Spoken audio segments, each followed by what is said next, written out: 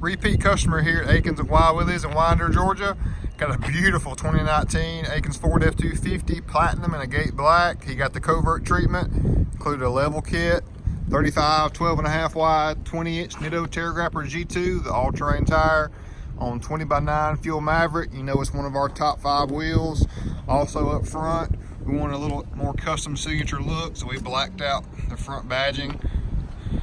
Really stands out, looks very nice.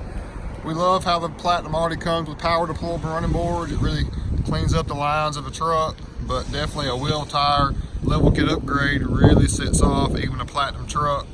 With the WeatherTech floor mats on the inside, around back, we also went with the Platinum black lettering to really make that Platinum stand out on the tailgate and just be a custom and more signature package for him. Also up top, we did the E-Series rolling lock power retractable bed cover.